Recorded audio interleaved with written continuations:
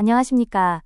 오늘 저희는 매우 전문적이고 중요한 주제인 과학고 및 영재학교 입학 전형 물리문항 적합성 분석 결과를 심층적으로 논의하고자 합니다.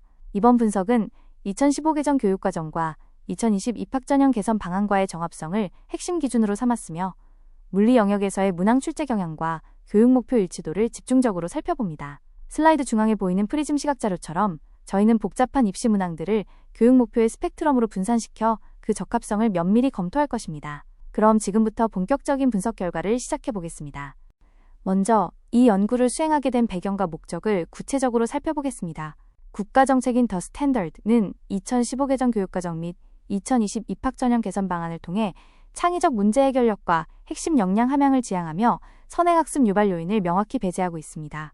그러나 과연 실제 선발 도구가 이러한 정책적 적합성을 충실히 이행하고 있는지에 대한 의문이 남습니다. 따라서 저희는 최근 3년간의 과학고 및 영재학교 물리 선발 문항을 분석하여 이 선발 도구가 교육과정 준수 여부와 정책적 요구, 창의성, 융합성을 실증적으로 검증하는 것을 연구의 목적으로 설정했습니다. 이번 연구의 분석 틀은 평가의 객관성과 전문성을 확보하기 위해 그림과 같이 4개의 분석 기준을 정했습니다. 내용 요소의 학술적 깊이부터 탐구 기능 반영 여부를 면밀히 살필 것입니다.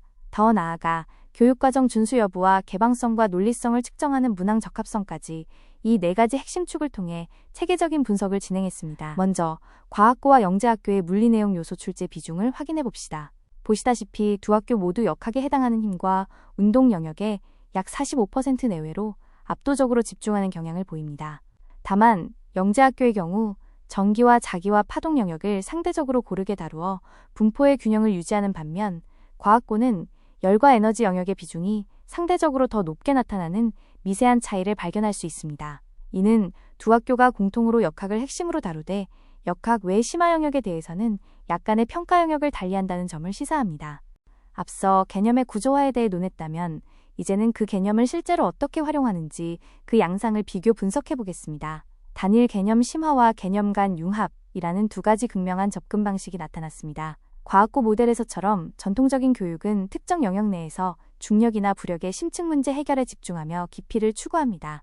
반면 영재학교 모델은 열, 전기, 빛 등 서로 다른 영역을 융합하는 것을 핵심으로 삼습니다.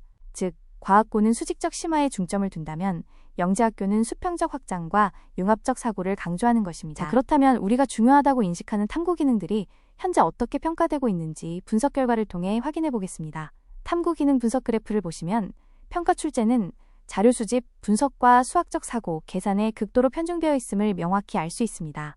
특히 진정한 탐구의 시작점인 문제인식이나 결론의 완성 단계인 의사소통 기능은 평가 항목에서 사실상 평가 부재로 나타나며 배제되고 있습니다. 이는 정답 도출을 위한 계산 능력은 중시하나 문제를 설정하거나 증거 기반 논증을 수행하는 과정 자체는 평가하지 않는 현행 시스템의 근본적인 한계를 시사합니다. 따라서 탐구 능력을 종합적으로 육성하기 위해서는 이러한 평가의 불균형을 반드시 해소해야 합니다. 이제 문항 설계의 타당성 측면에서 교육과정 준수 여부를 살펴보겠습니다. 수치적으로 보여줍니다. 게이지 차트를 통해 확인되듯이 중학교 교육과정 범인의 출제 준수율은 84.1%로 대부분의 문항이 선행학습을 배제하고 핵심 개념에 기반하고 있음을 알 수 있습니다.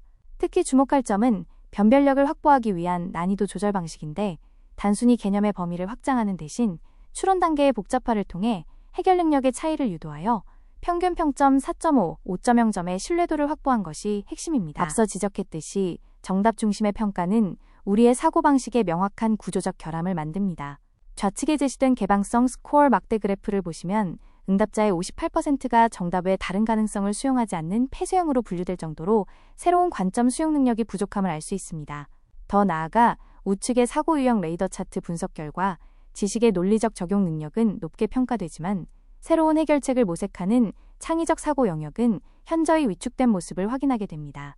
결국 현 평가 시스템은 논리적 통찰력을 우수하게 평가하는 반면 미지의 문제에 도전하는 창의적, 비판적 사고 기회는 원천적으로 차단하고 있는 것입니다. 그럼 이제 과학고와 영재학교의 구조적 차이를 종합비교 분석표를 통해 심층적으로 살펴보겠습니다. 교육과정 내용을 보면 과학고가 특정 영역에 집중하여 깊이를 추구하는 반면 영재학교는 다양한 영역을 균형 있게 평가하여 과학적 소양의 폭을 넓게 측정하고 있습니다. 특히 개념 활용 측면에서 과학고는 동일 영역 내 단일 개념 심화에 초점을 맞춘다면 영재학교는 다중 개념의 융합과 타 영역 간의 전이, 즉 연결 능력을 중점적으로 요구하고 있습니다. 이는 영재학교가 융합적 사고력 측정에 더욱 유리하며 난이도 조절 역시 개념 범위가 아닌 추론의 깊이로 이루어짐을 시사합니다. 앞서 살펴본 분석 결과를 종합하여 이제 종합 비교 분석표를 통해 현행 역량 및 사고력 평가가 지닌 근본적인 한계를 짚어보겠습니다.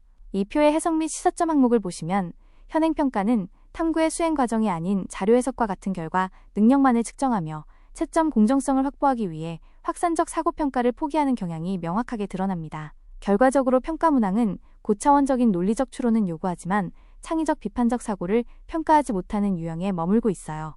이는 결국 2020년 정책이 목표로 하는 미래 역량과 실제 평가 문항 사이에 최대 괴리가 발생했음을 의미하며 우리가 앞으로 이 격차를 어떻게 해소해야 할지 중요한 질문을 던져줍니다. 이제까지의 논의를 종합하여 최종 결론 슬라이드를 함께 보시겠습니다. 먼저 성과 측면을 보시면 이 전형은 중학교 교육과정 준수라는 목표를 충실히 이행했으며 선행학습 없이도 고난도 추론 능력을 평가할 수 있음을 입증했습니다. 하지만 하단의 주황색 박스, 한계를 주목해야 합니다. 본 전형은 계산 및 수렴적 사고에 지나치게 편중되어 있어 정책이 목표로 했던 문제 발견력이나 창의적 문제 해결력 평가를 실현하지 못하고 있습니다. 결론적으로 현재의 선발 방식은 성실한 모범생을 선발하는 데는 적합하지만 미래 과학자에게 필수적인 핵심 역량을 발견하는 데는 명백한 한계를 보이고 있다는 분석입니다. 마지막으로 향후 입학 전형 개선을 위한 제언입니다. 우리는 3가지 핵심 제언을 하고자 합니다. 첫째, 학생 스스로 문제를 설계하는 탐구 기능의 다각화와 둘째, 해법이 다양한 개방형 문항 확대, 마지막으로 증거 기반의 논증 역량을 평가하는 시스템 도입을 해야 합니다.